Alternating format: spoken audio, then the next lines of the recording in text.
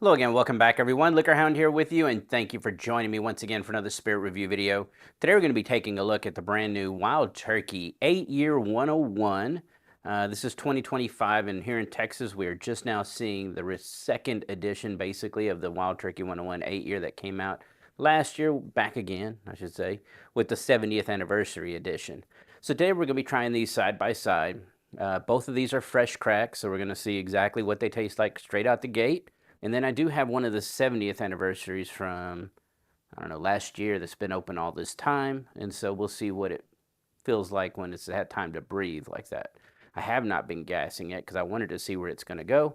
But let's go ahead and get to the nosing and tasting on the brand new Wild Turkey 8-Year 101, not the anniversary, okay? All right, here we go. Price point on this one is roughly around $45, maybe up to $55, okay? All right.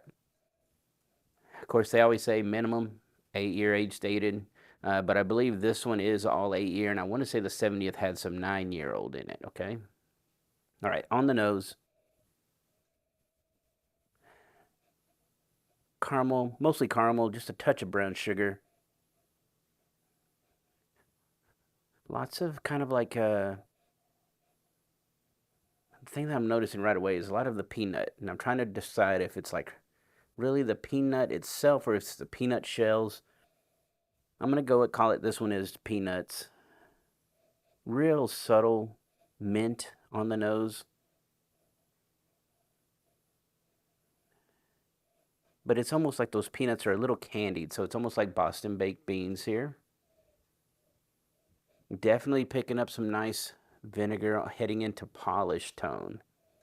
So it's showing you that the bourbon is mature because, again, typically bourbons when they're young, there'll be a lot of banana, they'll be doughy, and then whenever they start meeting like a mid-range age, they start getting into the apple cider tones, and then when they get older and mature, they'll start turning into kind of polish, yeah, older polished wood tones, you know.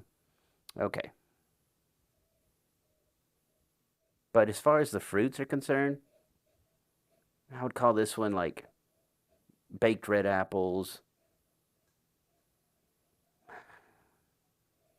Yeah, that's about all I'm picking up on the nose. Baked red apples.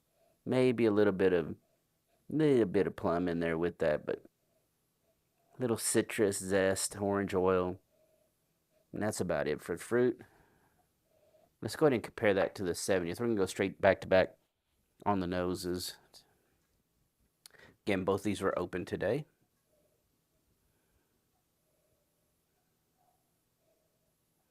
Ooh, sweeter nose, more brown sugar. This one realms into more like a soda, cream soda territory here. Yeah, definitely cream soda. It's almost root beer. If it had more of the rootish vibe, I would go with root beer, but this is more cream soda. Less nuttiness, and there's not nearly as much peanut on this one as there is here. Yeah. And just for grins, let's go to the heavily oxidized. Super soft on the nose. Both of these show, 101 intensity. That one does not. Pretty similar as far as the cream soda tone, but much more muted. So it feels like it almost seems like it's like 86 proof, right, on the nose compared to the 101 that it is. All right, here we go. Let's start with the new one. 8-year 101, $45, hopefully.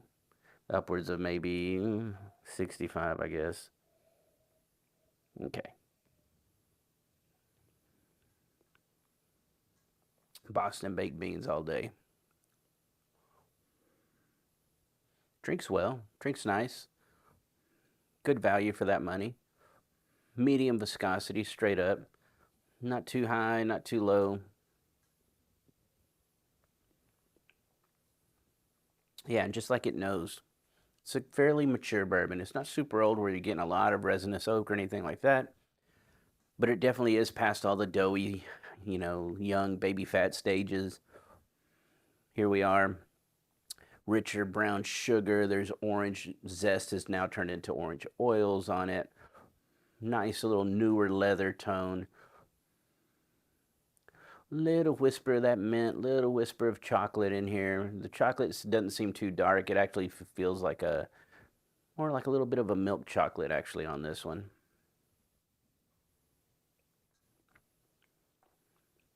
But the thing that you're going to notice right out the gate is that the peanut quality on this one with that kind of red candied shell that the Boston baked beans have, that's all on this one. Like I said, you'll pick up the citrus a little bit in there, and you'll pick up a little bit of the nice oak and everything. Little cinnamon splash, but it's like everything's in balance, and it's really nice, and it's just a solid 101 that, Wild Turkey's been known for doing solid 101s forever.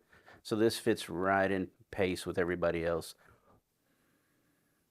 When you sit there and take in and then I breathe out slowly through my nose, it's just that rich oak, sweet oak that I love in bourbon. So this definitely has that. It almost starts going into that leather. The leather felt newer on the nose, but on the palate, the more I sip it, the more it kind of feels a little bit more like a medium worn leather.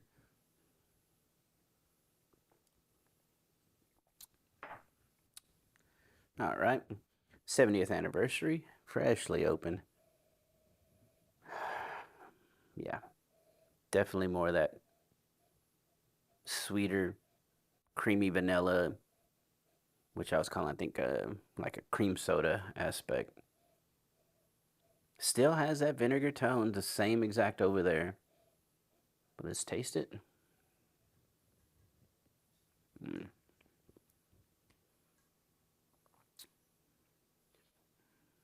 Okay, a little darker. The thing that I was snapping was immediately I got hit with the same exact vinegar tone that this one had. So yeah, definitely when they hit that 8-year mark, they're on that kind of a path. Feels a touch more viscous. This one was straight up medium. This one just a touch over. Still has the peanut.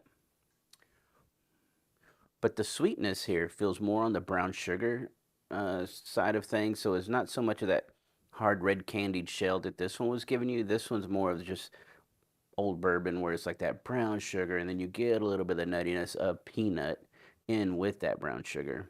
That's what this one is. Of course, you get that kind of sweet vanilla tone, that vanilla oak that's running through that kind of comes off like cream soda once again.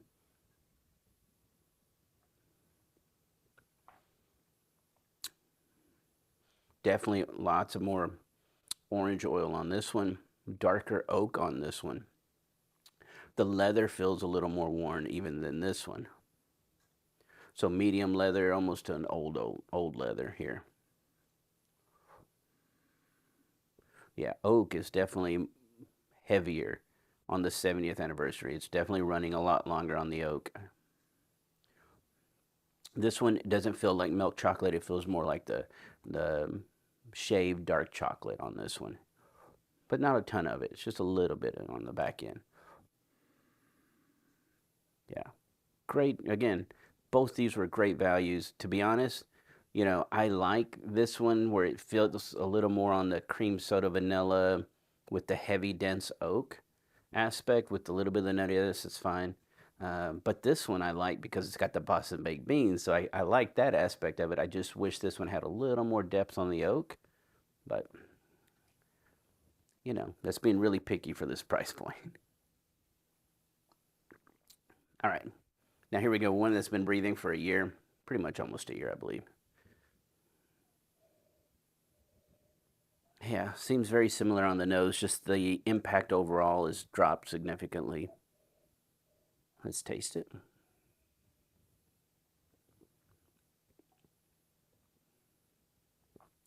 Wow, super soft, rich.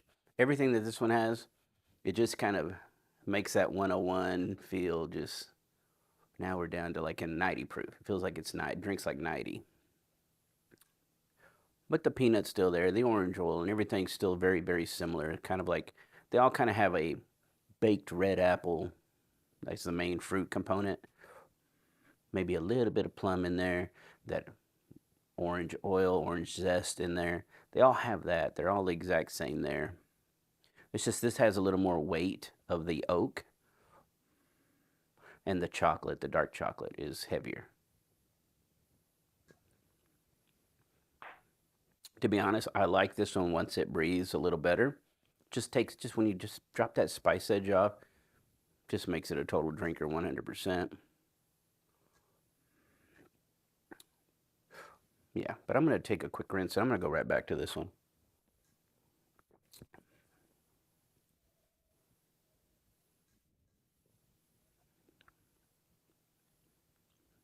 More citrus oil.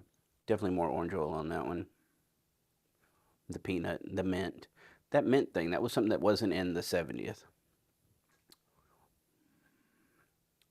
Still great. So if you see these out there, they're here in North Texas. We're seeing these drop the back end of May that we are. This one we're starting to see these fall. Total Wine got them first. I think Specs is getting them next, and some of the mom and pops after that. So depending on where you're at in the country, hopefully you can find this or order it online. I think again, if you can get it for $65 or less, you're in really good shape. To be honest, even at $75, it's not out of the question given the market nowadays. So I wouldn't be too disappointed there. If we start talking over, $100 or so, that's where it's like, I don't know about that. But I hope you enjoyed this unbiased, straightforward review that I'm known for. Of course, I self-purchased each and every one of these bottles to review. Wild Turkey did not send me anything. No viewers or anything ever send me bottles. This is just stuff that I pick up so that I can give you unbiased reviews. So you know you're getting the honest truth from me. That's the one thing I've always prided myself on. And if you want to support this kind of channel and this kind of content, please consider joining us over at patreon.com/LiquorHound. That's where I'm able to, for as little as $5 a month, you're going to help me continue to purchase and do these reviews for you. Of course, you're going to get these reviews 2 weeks early and ad-free. Your private review library that's pretty massive, over a year's worth of videos back when I used to shoot, like twice a week back then, that never made it to YouTube because I did those specifically for patrons. So if you can, join me over there. I'd greatly appreciate it. But regardless of platform, I always appreciate each and every one of my viewers. So keep leaving all those great comments, and I'll get to them as soon as I can. Everyone have a great day. Cheers.